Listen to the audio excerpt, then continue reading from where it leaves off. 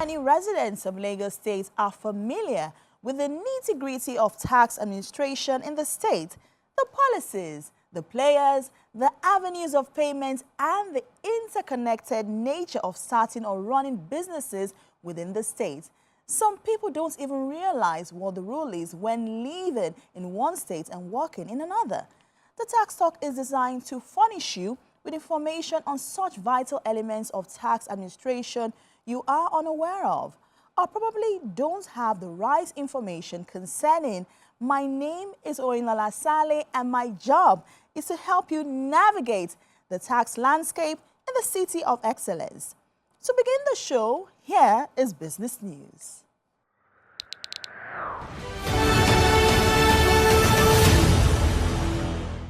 This is business news. Lagos State Governor Mr. Babajide Olushola Sanwo-Olu has reaffirmed his administration's dedication to the advancement of education as a crucial pillar for the state's development. He emphasized a strategic focus on both enhancing teachers' skills and creating conducive learning environments that empower students to thrive.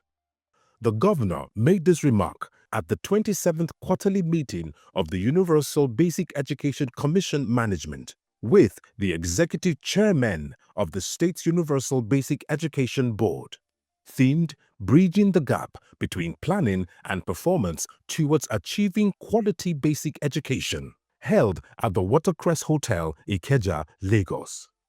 Sanwo-Olu, who spoke through the deputy governor, Dr. Kadri Obafemi Hamzat, stated that the state has prioritized building world-class educational infrastructure as evidenced by the recent commissioning of the ultra-modern classroom blocks, integrated vocational training, and digital literacy initiatives under the themes Plus Agenda. The governor added that education is the cornerstone of socio-economic development, and when the state invests in the children's education, it invests in Nigeria's future prosperity, noting that he is certain that the gathering will be a reaffirmation of the responsibility to bridge the gap between planning and performance and to leave no child behind. And that's it on Business News. We are keeping the train moving on the Tax Talk. Corporate Talk is the next thing on our lineup. On Corporate Talk, we take the time to dissect the intricacies on a specific aspect of tax administration. Dr. Folasade, Director, Informal Sector and Special Duties, is here to help us better understand this particular issue. Dr. Coker, it's always a pleasure having you on Corporate Talk. It's a pleasure to be here. Thanks for having me. Oh, awesome. How does LRS define the informal sector, and what percentage of Lagos economy does it represent? Well, according to the dictionary definition, it's basically people that are unlearned and unbanked, people that are not IT savvy or do not keep income and expenditure profiles. But according to the definition of the African informal sector, it's basically a definition of people that are mixed multitudes. You have the unlearned, you have the unbanked, and then you have the outliers who are knowledgeable, they're educated, but they find comfort hiding within that informal sector space to thrive and do their business. And IMF and the National Bureau of Statistics says that for Lagos State, 65% of the working adults make up that sector currently. Interesting. Thanks for breaking it down and also for that insight as well. Given the size and significance of the informal sector, what challenges does LRS face in integrating these businesses into the tax system? The critical challenge that we face is that these people are highly mobile. They move from one place to the other, and they are not IT savvy, as I said earlier. So they cannot actually file their returns or keep proper books of records, because then they have to engage accountants, they have to engage auditors. So we've taken time to study and to look at how to bring ease into that space. So the agency created what is called the Ibile Hub, dividing Lagos into the 5 divisions and creating hubs, regionals, where we can go into the market space, integrate with them, get their information, assess them, and ensure that they pay their taxes with ease. So that's what we've been able to do to kind of ameliorate those challenges. Thank you. Oh, that's really cool. And how has it been so far since the implementation of the Bile Hub? It's been very, very interesting. It's a learning curve for us, but we've been able to get a lot of value and traction. Engagements are ongoing, and these people have come to realize that they are stakeholders in this conversation, and we value what they have to say. So with the engagements and enlightenments that we've been having with them, a lot of voluntary compliance has begun, and it's work in progress, but we are excited about what we are being able to achieve in the Informal Sector Directorate of the LRS. How does LRS distinguish between different income levels within the informal sector to ensure fair taxation? Thank you. That's a very critical and fundamental question. And I would want to liken again the informal sector to a fruit basket. So you have the people that we place on presumptive tax because they have no knowledge of taxation, they do not keep any books of record. So we place them on the presumptive tax, and the presumptive tax is basically for the base of the pyramid, people that are actually unlearned, people that are just trying to earn a living or just do a level of business to keep body and soul together. Then you have the people that are on direct assessment. Those are people that have brick and mortar shops, people that actually trade in businesses as distributors, or they are middle people that small scale, medium enterprises. Then we have the outliers there, the high net worth individuals and the high level direct assessment. So for those people, we do direct assessments. We look at, even if they don't keep books of record, we try to look at their types of business, and we place them on a presumptive level of direct assessment that is higher than the baseline presumptive tax as you have it. The baseline presumptive tax is 10.1, and all those other categories are on a higher scale. So we graduate that, so it's a graduated presumptive tax. And then we have those that actually keep books of record within that space, and those ones file their returns properly, and they are assessed to tax where we find out that they do not file those returns properly. So presumptive tax, direct assessments, and those that are on the high net worth individual category are the various. Then we have some outliers of people that are on payee, because you have some businesses that are properly structured and hide within that space. And those ones are captured by the Personal Income Tax Directorate for the payee of the staff. Thanks for that insight, Dr. Coker. Beyond just the collection of tax, there are other important areas like data collection from the informal sector. Would you say the informal sector players are cooperating in the area of data collection? What are your challenges in this regard? So the challenge even goes beyond the informal sector, in the sense that you might have like 10 people bearing the same name. The same first name, the same middle name, the same last name. But with the introduction of the enterprise tax, that's the e-tax, and the introduction of the Bile application, we go a step further. They are getting their addresses, getting their phone numbers, getting their biometrics, and getting their fingerprints. So these are to help us further drill down to identifying that person through a unique ID. There's also the PII ID number, which is given to every taxpayer. So that's the personal identification number, which is personal to identify each taxpayer. So with this, it's important and it's easy for us to drill down and know one taxpayer from the other. So gathering that data, yes, it still has to be a continuous movement, because we have to go into the market space. We have to go into trade artisan meetings to meet with the stakeholders, to discuss with them and let them know what their information is going to be used for. And it's also a value add for these taxpayers, in the sense that with that, they are able to get their tax receipts. They are able to have a unique identifier to ensure that whatever taxes they pay, whether it's land use charge, whether it's for purpose of getting a home or building approval, or it's like having a statement in a bank You have your statement of accounts from whenever you opened the account till whenever you want your statement printed out. So there's a repository of all their information using that unique identification. And whatever they need, whether they want to go for visa applications, it's easy to print out information on their tax statements.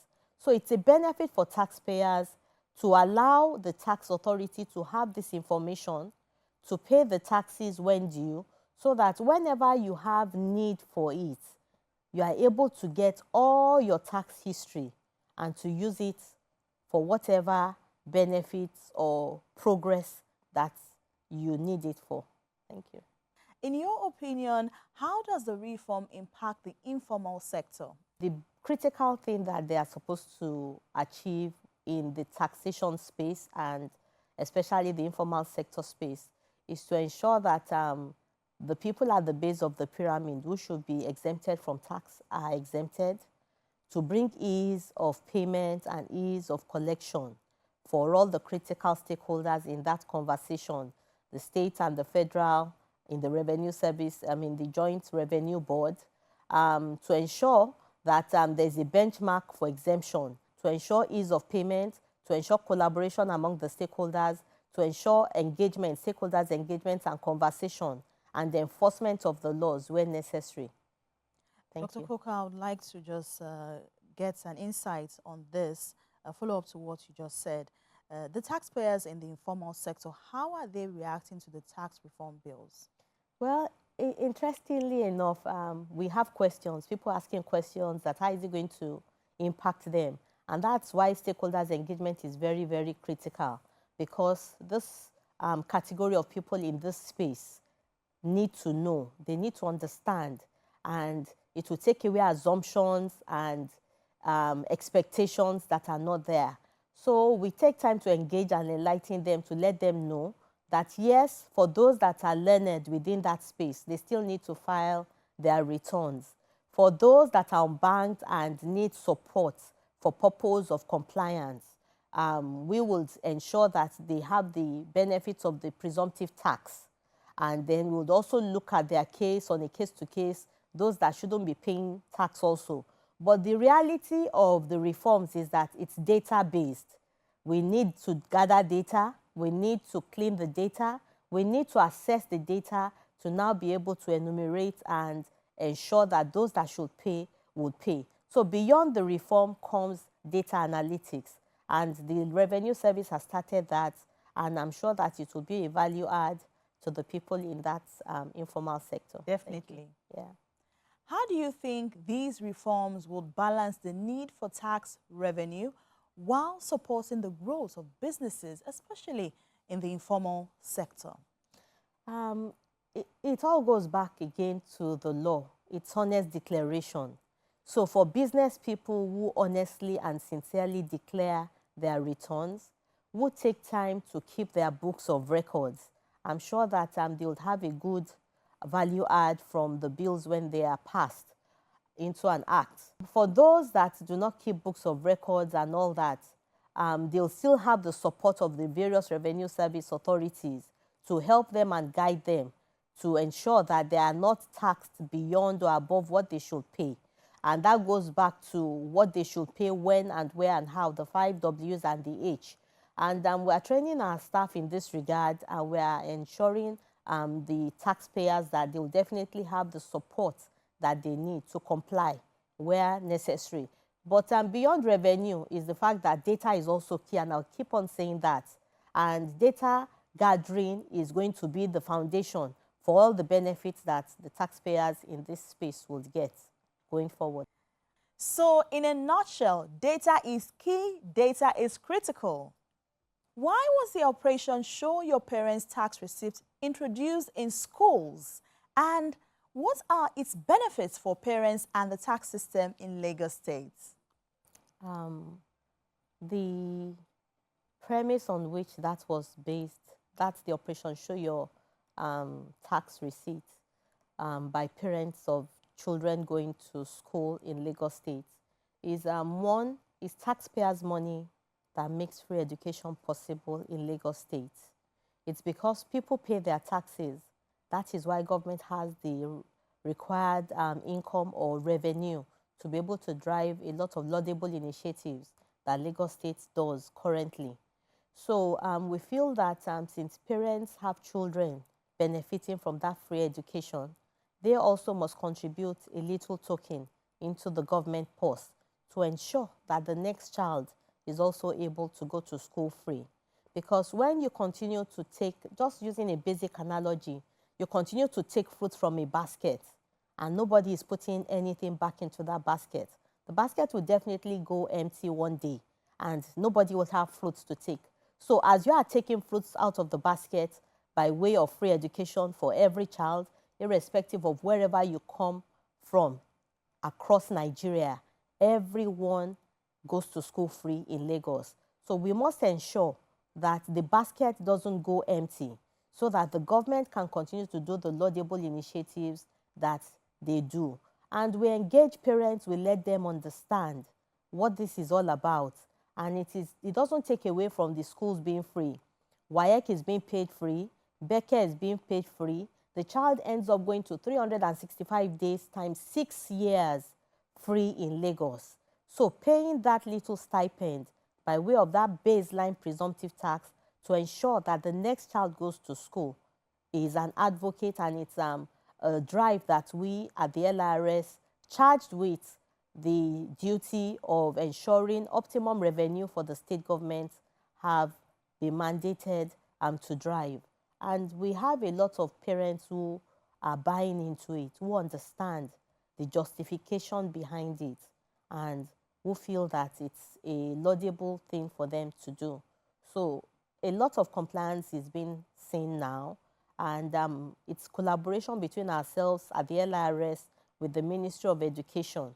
So it goes back to collaboration, stakeholders' engagement, and enlightenment of the critical stakeholders. Thank you. I would just like to chip this in. How many schools have you engaged on this operation? It's a daily for us. Okay. So engagements and enlightenments are a daily. And currently, we do not do this project in the primary schools because the primary schools are the base of education. So we feel that their free education in all its ramifications must be encouraged. So we only do this in the secondary schools. Okay. And currently we have over 675 secondary schools in Lagos, outside the vocational and the model schools. So we go through those divisions, the billet divisions, as I've said, because even the Ministry of Education has it divided into 6 districts. So we work with the districts, permanent secretaries and tutor generals, and we have their support. And so we go into the schools in their districts, engage the parents, enlighten the students, answer their questions, alleviate their fears, and let them understand that their taxes make this possible for their children and others. That's impressive. This conversation so far has been wonderful. It's an eye-opener, I must say, in the informal sector. And I would have actually loved to ask more questions, but right now, we need to go on a quick break. We'll be right back. The Tax Talk returns after this break, and sure to go nowhere. Have you had a hard time with taxes and understanding tax administration in Lagos State and the complex nature of Nigerian tax law? Do you know what agency or tier of government collects the various types of taxes? Have you ever found yourself asking any of these questions? Join us for your favorite program, The Tax Talk, your infotainment program. Welcome back to the Tax Talk. Today we are talking to Dr. Folasade Coker, who is the Director, Informal Sector and Special Duties. Dr. Coker, let's pick up from where we stopped. How is LRS ensuring that the tax base, especially within the informal sector, remains broad enough to generate revenue to fund essential public services? There's really no problem with the tax base. The tax base in the informal sector is broad enough. And there's a lot of resource there and a lot of revenue to be generated. And even with the exemptions that the reform would bring, we still have a whole lot of taxpayers that should be brought into the tax net in the informal sector. And we will continue to do that on a daily. So it's broad enough to support the initiatives of the Teams Plus agenda of Mr. Governor. It's broad enough to continue to ensure that every child in Lagos State goes to school free. It's broad enough to support the LSCTF initiatives, the Ilera Eco, and a whole lot of initiatives. So that's why it's important for us at LRS to continue to bring these people in this space into the tax net and ensure that they pay what they should pay, when they should pay it, and help them by supporting them to bring ease of payment by going out there into their space so that they don't lose business when they want to pay tax. So that's how it is for now.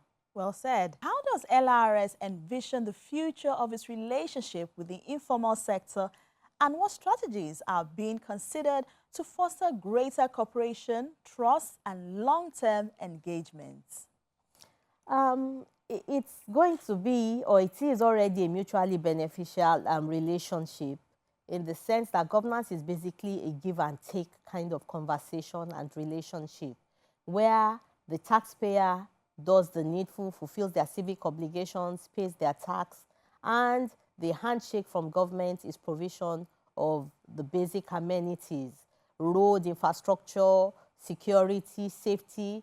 And I am quick to tell people that a lot of people might not have thought of it, but when you look at it, you realize that over several years, going a decade now, we've basically not had any issue of bank robbery in Lagos State.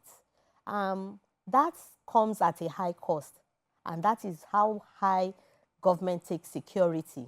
And revenue makes the security possible. Benefits for people that the small, medium enterprises, having advantage of loans through LSCTF, the Ilera Eco, where people in the informal sector can just take advantage of the health facilities of the public hospitals. So it's a mutually beneficial relationship. And I believe that that would continue, where a child can go to school and aspire to be great, aspire to fulfill their profession, whatever profession they choose. They have career development week. They're able to stand at par with children in the private schools. They're able to go for competitions, international and local competitions, and fulfill their aspirations. All that is made possible because revenue is available for government to keep that going and to continue to make Lagos State a living and working place where everybody fits in and everybody's dreams can be fulfilled. Dr. Coker, here at the Tax Talk, we are appreciative of the time you spent with us today. It was quite an enlightening conversation. I learned quite a lot, especially from the informal sector. It's always a pleasure having you right here on Corporate Talk. It's always a pleasure to be here. Thank you for having me again. Oh, wonderful. From our conversation with Dr. Coker, it's obvious that data is key, but it is your responsibility to make it accurate. We've picked the mind of Dr. Folasade Coker, Director, Informal Sector and Special Duties, LRS. As always, the intent of Corporate Talk on the Tax Talk is to get the right people with the right expertise on various areas that are connected to tax administration in Lagos State to simplify things for you.